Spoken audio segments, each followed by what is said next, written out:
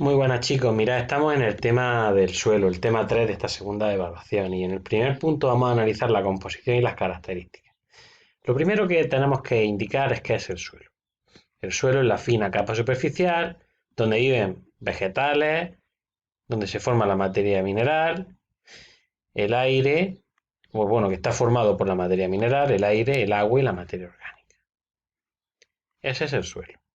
El suelo tiene principalmente dos componentes: la parte inorgánica y la parte orgánica. La parte inorgánica tiene tres fases. La sólida, que son los minerales que están en proceso de alteración: arcilla, carbonato, óxidos de hierro,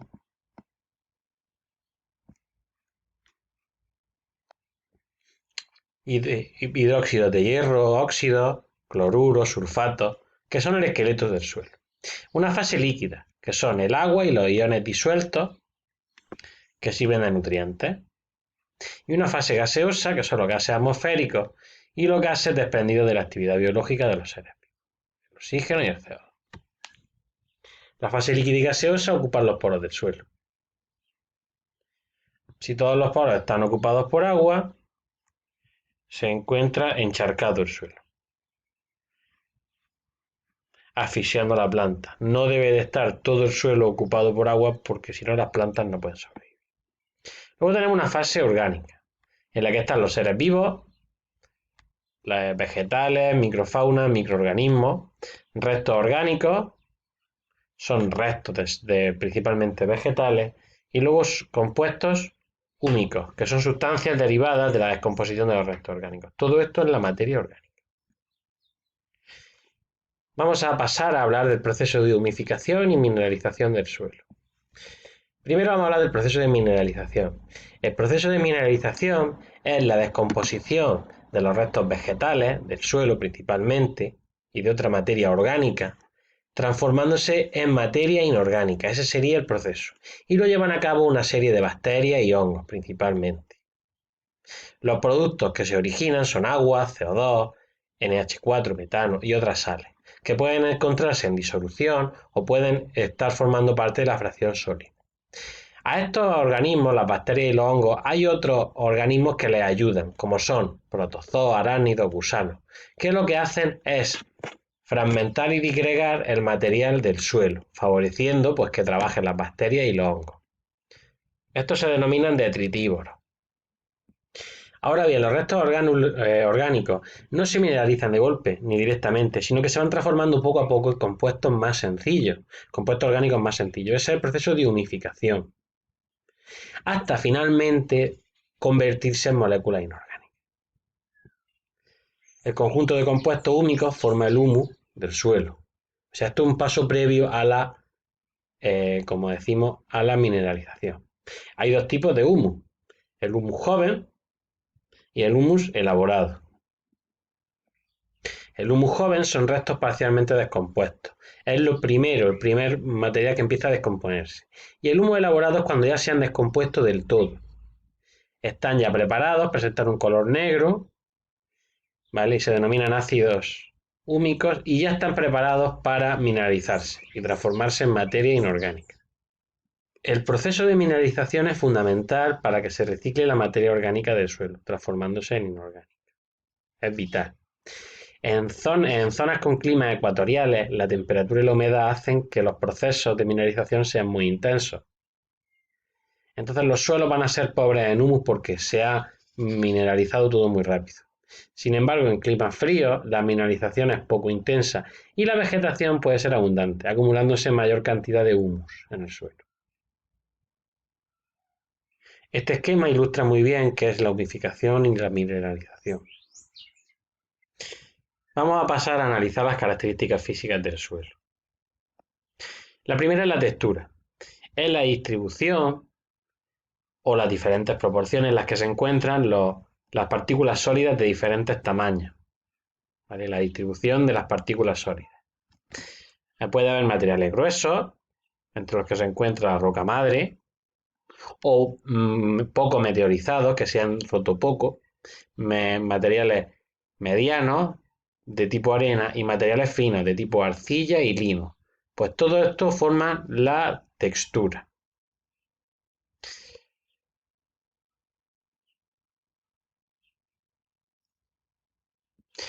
Según haya más abundancia de uno u otro, podemos hablar de suelos pedregosos, donde abunda el material grueso, arenosos, limosos o arcillosos, según los que estén. La textura es muy importante porque determina pues, que se pueda retener agua en el suelo y que se permita una aireación y una permeabilidad del mismo. Por ejemplo, las arcillas retienen mucha agua pero son impermeables, mientras que las arenas tienen mucha permeabilidad pero escasa capacidad de retener agua. Los suelos francos son los que presentan una proporción adecuada de ambas, lo que permite que por un lado se retenga agua y que permiten una buena aireación. Por lo tanto, son muy buenos para el crecimiento vegetal. La estructura es la agrupación, la manera en la que se agrupan las partículas en fragmentos mayores, que se unen gracias a coloides del suelo. Puede ser granular, prismática o laminar. La porosidad es el volumen de todos los espacios abiertos o poros que hay entre los granos del suelo. La porosidad es muy importante para cultivar el suelo porque nos indica la cantidad de agua que puede ser retenida en esos poros. Si hay muy pocos poros, pues puede haber muy poca agua retenida. En cuanto a la permeabilidad, nos indica la manera en la que pueden fluir los líquidos, normalmente a través de los poros. ¿Vale? Esta está definida por el tamaño de los poros y por la conectividad que haya entre ellos. Si los tamaños de los poros es muy pequeño y hay poca conectividad, pues la permeabilidad va a ser muy baja. Va a fluir poca agua a través de ellos. Ahora, si los poros son muy grandes y están muy conectados, pues el agua va a fluir mucho más a través de ellos. Fijaos en esta imagen en la que ambos tienen igual porosidad. El espacio, si sumamos el espacio que hay entre los poros, es el mismo. Pero la permeabilidad es diferente. Al haber mayor espacio aquí entre las diferentes partículas y estar más conectadas, pues lógicamente por aquí puede fluir mejor el agua que por aquí. Pero si sumamos el espacio entre ambos, pues es el mismo. Pasamos al punto 2. Vamos a ver las etapas de formación de un suelo. Podemos dividirlas en 4. Lo primero de todo es una digregación mecánica de las rocas que se produce por meteorización física. La meteorización física hace que las rocas se formen, o sea, que se formen fragmentos menores. Después vendría una meteorización química de los fragmentos anteriores. El agua se introduce originando procesos químicos que descomponen la roca química. Después vendría la instalación de los vegetales y de los animales,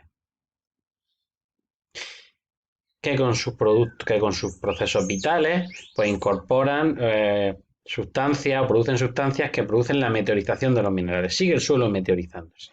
Y además, cuando mueren, sus restos van a parar al suelo y empiezan procesos de putrefacción y fermentación. Y finalmente se produce la mezcla de todos estos productos minerales, de los restos orgánicos, de las sustancias químicas, ¿vale? Y también del agua y del aire intersticial. Todo se mezcla. Y conforme va avanzando el tiempo, pues se van formando una serie de horizontes en el suelo, que son las capas que originan el perfil del suelo. En todo este proceso en el suelo han ido apareciendo diferentes seres vivos. Los primeros, los más simples, pues los líquenes. Después entran los vegetales de bajo porte, hasta llegar a los arbustos y finalmente los árboles, que ya el suelo es más maduro y pueden desarrollar raíces. Ese es el recorrido. Fijaos en esta imagen que lo ilustra muy bien. El proceso de formación del suelo se denomina edafogénesis. Aquí tenéis una actividad de comprueba lo aprendido, interesante de cara al examen porque ilustra muy bien los procesos de formación del suelo. Vamos a ver cómo se produce la meteorización, los procesos de meteorización. La meteorización física se produce por estos factores. Primero, por la acción del hielo o gelifracción,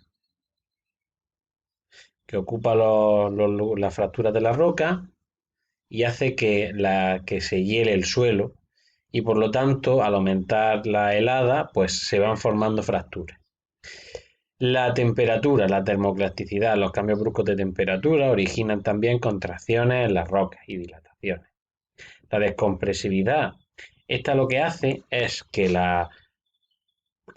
se reduce la presión de manera que las rocas empiezan a fragmentarse, aparecen fracturas, ¿vale?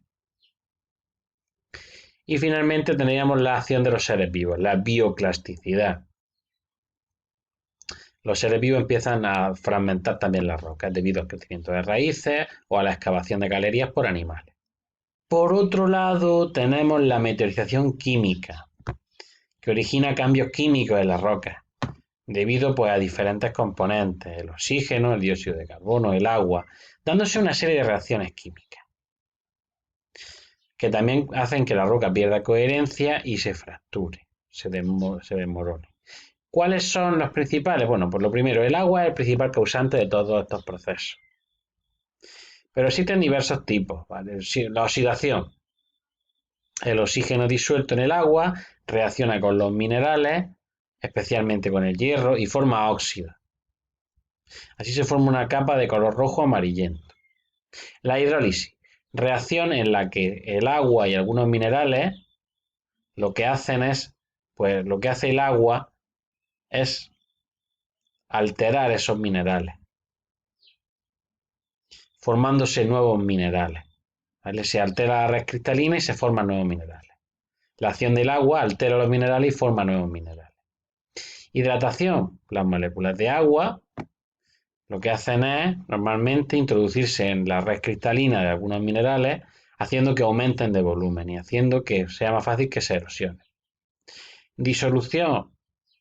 Pues los minerales lo que hacen es que los minerales que están formados por sales se pueden disolver al entrar en contacto con el agua. Y finalmente tenemos la carbonatación, que es un tipo especial de disolución que se da en las rocas calizas, que al actuar el agua y el dióxido de carbono se disuelve. Aquí tenemos en 4 imágenes los diferentes factores de la meteorización física, ¿vale? Para que lo reflexionéis, el 1, el 2, el 3 y el 4, para que echéis un vistazo vosotros. Interesante saber identificar estas imágenes. Y luego aquí tenemos otra imagen en la que aparece pues una cadena que se ha oxidado. Esto es una alteración química. En este punto vamos a analizar los factores formadores del suelo. El primero es la roca madre de la que partimos. ¿Vale? La roca madre, que es la que sufre la meteorización.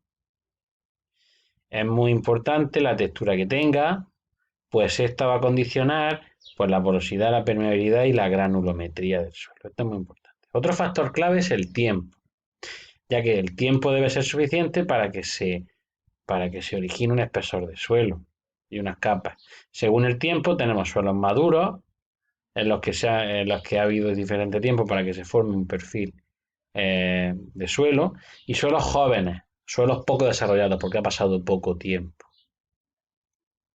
Fijaos, el tiempo necesario para desarrollar un buen suelo oscila entre decenas y miles de años. En nuestras latitudes, 1 centímetro de suelo se forma cada 500 años aproximadamente, o sea que es un proceso lento. Luego tenemos también la topografía. La topografía esta va a controlar cómo se distribuyen los suelos en las distintas zonas, ya que si hay más pendiente habrá más erosión, habrá más escorrentía, ¿vale? Y luego las zonas de umbría también es importante porque hay mucha más vegetación que en las zonas de solana, mantiene más la humedad y da menos erosión en las zonas de umbría. También hay unos factores biológicos importantes, un papel muy importante, los animales y los vegetales, ya que van a permitir la fertilidad del suelo y también pues lo alteran más, hacen que haya más descomposición. Luego también finalmente tenemos el clima. El clima es un factor muy importante, ya que en él lo más importante es la temperatura y la humedad. La temperatura y la humedad regulan pues, la actividad química del suelo. A mayor temperatura y humedad hay más reacciones químicas y por lo tanto los procesos químicos, los procesos de formación del suelo van a ser más rápidos. Los cambios químicos van a ser más rápidos. Con esto hemos acabado esta parte. Continuamos en el siguiente vídeo con el tema.